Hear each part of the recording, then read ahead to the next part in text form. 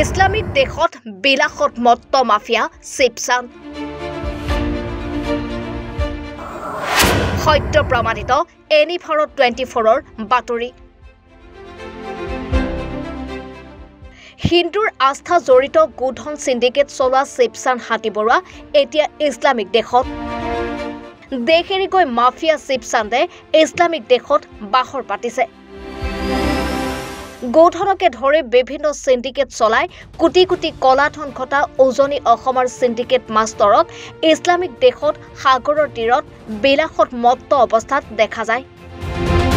শিৱচান্দে দেশ এৰি যাব পাৰে বুলি সন্দেহ প্ৰকাশ কৰি এনিভাৰত 24ৰে বাতৰি প্ৰকাশ কৰিছিল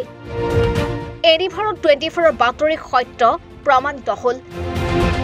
এনিভাৰত 24ৰে বাৰে বাৰে দাবী কৰিছিল যে শিৱচান হাতীবৰুৱাই দেশ এৰি যাব শেষত গৈ হেয়াই হ'ল ইছলামিক দেশলৈ গৈ বিলাসত মত্ত হৈছে এইগৰাকী মাফিয়া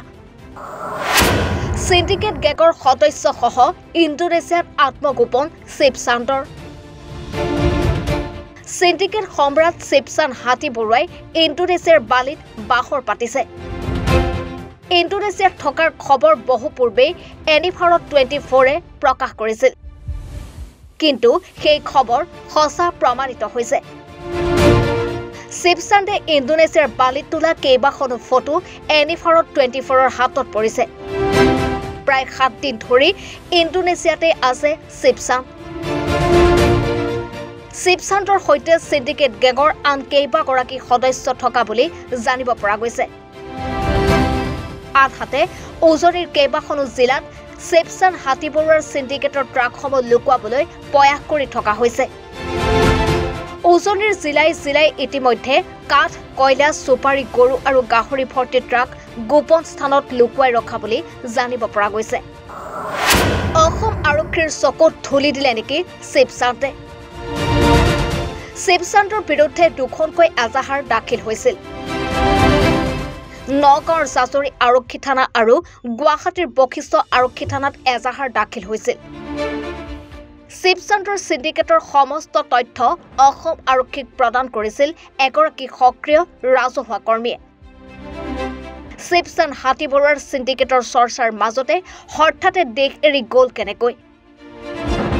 দুখনকৈ এজাহাৰ দাখিলৰ পাছত অসম আৰক্ষীয়ে শিৱচান হাতীবৰুৱাক ৰাজ্য এৰি যাবলৈ দিলে কিয় এতিয়া প্ৰশ্ন হৈছে যদি শিৱচান বিদেশৰ পৰা উভতি নাহে তেন্তে উভতাই আনিব পাৰিবনে অসম আৰক্ষীয়ে গাড়ীৰ হেণ্ডিমেন শিৱচান আজি কেইবা কোটি টকাৰ মালিক বিগত প্ৰায় 1.5 মাহ ধৰি হাতীবৰুৱাক গ্ৰেপ্তাৰৰ দাবী উত্থাপন কৰিছিল বিভিন্ন দল সংগঠনে জাতিৰ স্বাভিমান স্বৰূপ গামোচাখনক কাটি টুকুৰা টুকুৰ কৰি কুকুৰক পিন্ধাই অপমান কৰিছিল শিৱচান হাতীবৰুৱাই উজনি অসমত শিৱচান হাতীবৰুৱাই কাঠ কয়লা সুপাৰী গৰু আৰু গাহৰিৰ সিন্ডিকেট চলাই আহিছে সিদিনালৈকে গাড়ীৰ হেণ্ডিমেন হিচাপে কাম কৰি ঘৰ চলোৱা শিৱচান আজি কেইবা কোটি টকাৰ মালিক সিন্ডিকেটৰ পৰা মাহেকত কোটি কোটি টকা সংগ্ৰহ কৰাৰ অভিযোগ উত্থাপন হৈ আহিছে এই কলা টকাৰ ভাগ হেনো লাভ কৰিছে দিছপুৰীয়া মন্ত্ৰী বিধায়কে শিৱচান্দৰ প্ৰতি অসম আৰক্ষী আৰু মন্ত্ৰী বিধায়কৰ ইমান দৰদ কিয় যাৰ ফলত হয়তো মাফিয়া শিৱচান হাতীবৰুৱাই দেশ এৰি যাবলৈ সক্ষম হৈছে গ্ৰেপ্তাৰৰ ভয়ত পলাই ফুৰিবলগীয়া হোৱা শিৱচান্দক ভাৰত চৰকাৰে দেশলৈ উভতাই আনিবনে নাই সেয়াই হ'ব লক্ষণীয় নিউজ ডেস্ক ৰিপৰ্ট এনিভাৰত 24